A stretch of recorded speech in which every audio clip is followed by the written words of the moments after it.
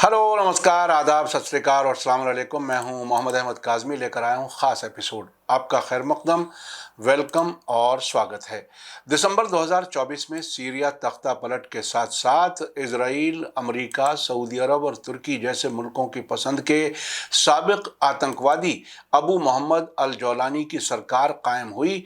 उस वक्त western media की पूरी कोशिश थी कि इसे सुन्नियों के कातिल बशार अल असद के तख्ता पलट के तौर पर दुनिया को बताया जाए, ताकि जो मुसलमानों का इत्तेहाद गाजा जंग के दौरान कायम हुआ था वो टूट जाए।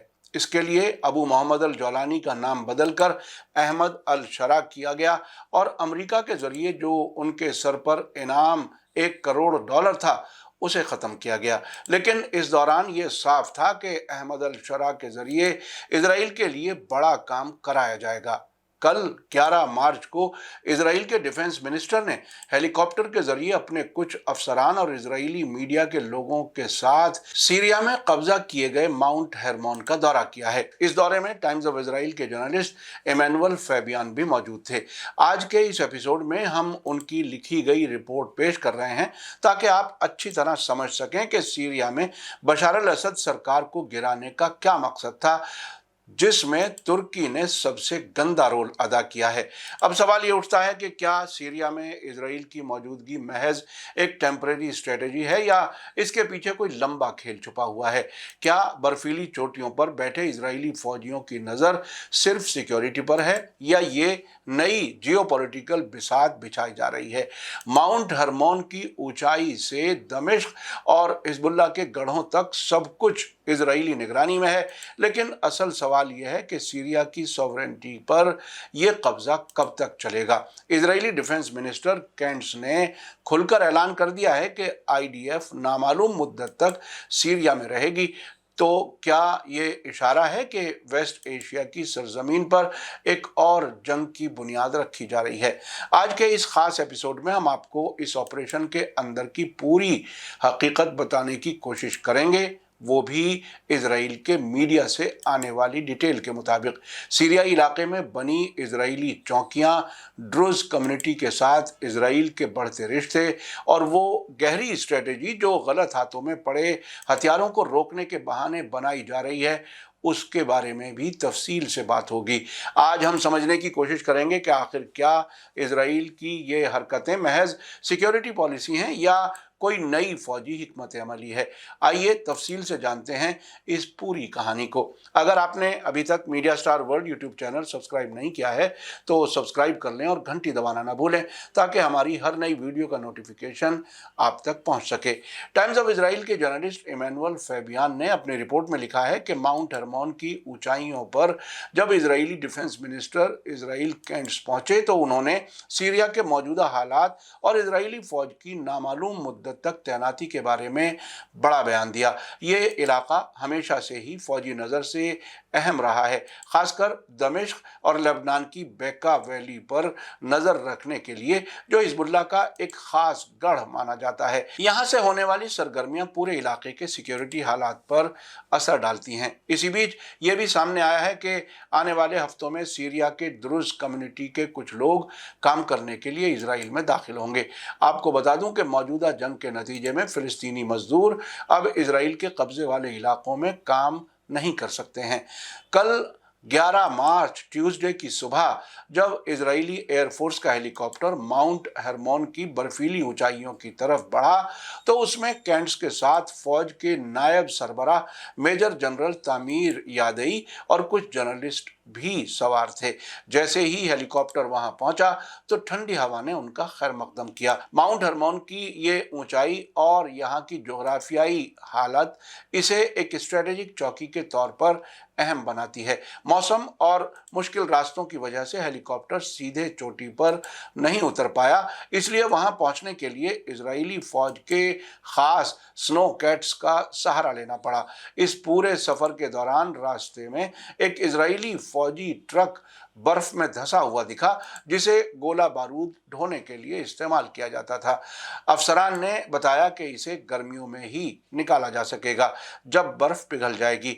ये इजरायली इरादों को साफ दिखाता है कि वे नज़दीक मुस्तकबिल में इस इलाके में अपनी मौजूदगी बनाए रखने वाले हैं। इजरायली फौज ने माउंट हर्मोन के सीरियाई हिस्से में 9 नई फौजी चौकियां कायम कर ली हैं।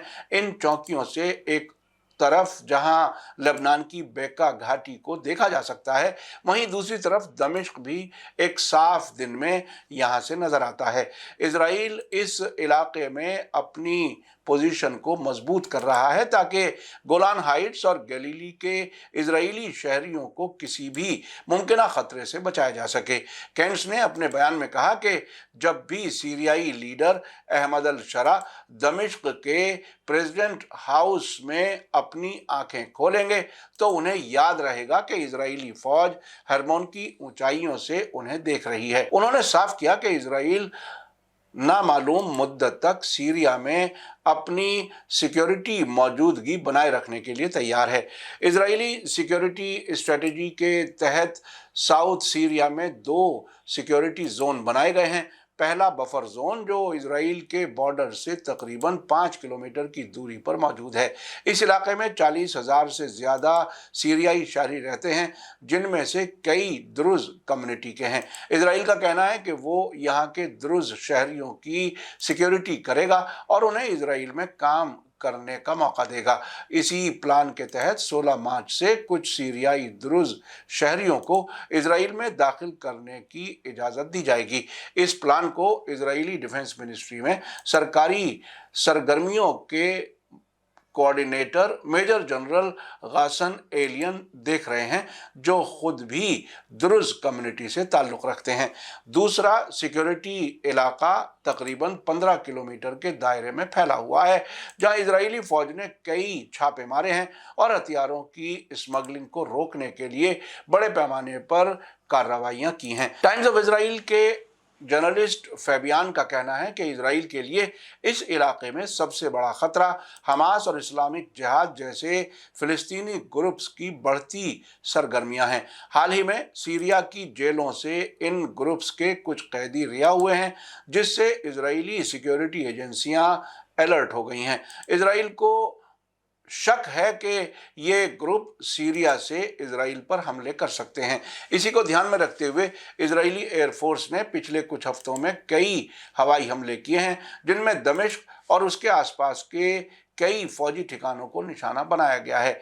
इजरायली डिफेंस मिनिस्टर ने साफ किया कि हाल ही में साउथ सीरिया में 40 से ज़्यादा ठिकानों पर हमला किया गया ताकि इजराइल की सिक्योरिटी को किसी भी तरह की चुनौती से बचाया जा सके।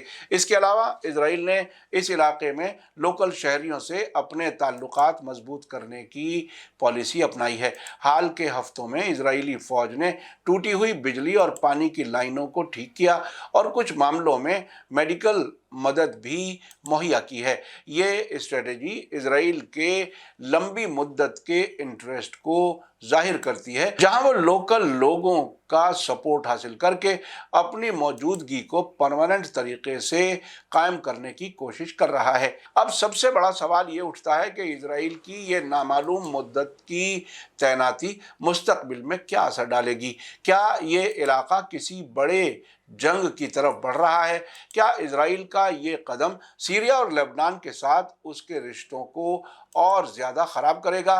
क्या द्रुज कम्युनिटी के लोगों को इजराइल में दाखिल होने के प्लान हकीकत में लोकल शहरियों के फ़ायदे में हैं, या ये इजरायली स्ट्रेटजी का महज एक हिस्सा है?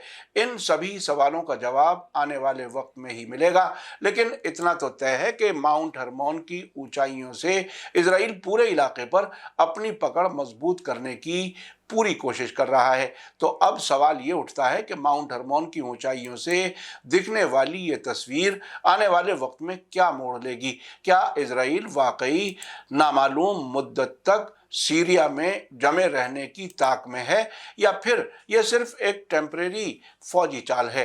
क्या अहमद अल शरा और उनकी हुकूमत इस इजरायली मौजूदगी को खुला चैलेंज देने की हिम्मत दिखाएगी, या फिर उनकी हुकूमत सिर्फ इसके खिलाफ बयान देकर ही खामोश हो जाएगा? हिजबुल्लाह, जिसे इजरायली फौज सीधे तौर पर एक बड़ा खतरा मान रही है, क्या वो माउंट हर्मोन पर इजरायली कब्जे को चुपचाप देखता रहेगा, या फिर किसी जवाबी कार्रवाई की तैयारी कर रहा है। इजराइल लगातार ये कहता आ रहा है कि वो इस इलाके को गोलान और गलीली के यहूदी कम्युनिटीज़ की हिफाजत के लिए कंट्रोल कर रहा है, लेकिन असल में क्या ये महज एक बहाना है?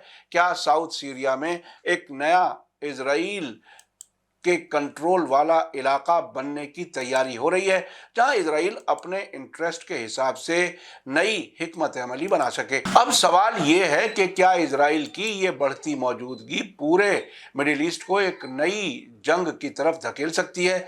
ये महज एक चौकी की बात नहीं, बल्कि पूरे इलाके के नक्शे को बदलने की साजिश भी हो सकती है। इस कहानी के अगले मोड़ पर क्या होगा, इसका सवाल वक्त ही देगा, लेकिन सवालात हमारे सामने आज ही खड़े हैं। तो क्या इजराइल की ये नामालूम मुद्दत के लिए तैनाती सिर्फ एक नई शुरुआत है? आप क्या सोचते हैं? आप अपनी राय कमेंट में ज़रूर बताएं और ऐसे ही एक्सक्लूसिव अपडेट्स के लिए जुड़े रहें मीडिया स्टार वर्ल्ड के साथ। थैंक यू, धन्यवाद, शुक्रिया, जय भारत, जय हिंद। मीडिया स्टार वर्ल्ड के और वीडियो देखने के लिए हमारे चैनल को सब्सक्राइब करें और सीधे नोटिफिकेशन पाने के लिए बेल आइकन दबाएं। और अगर हमारी खबर सच्ची और अच्छी लगे तो अपने व्हाट्सएप, इंस्टाग्राम, फेसबुक और ट्विटर अकाउंट पर ज़रूर शेयर करें।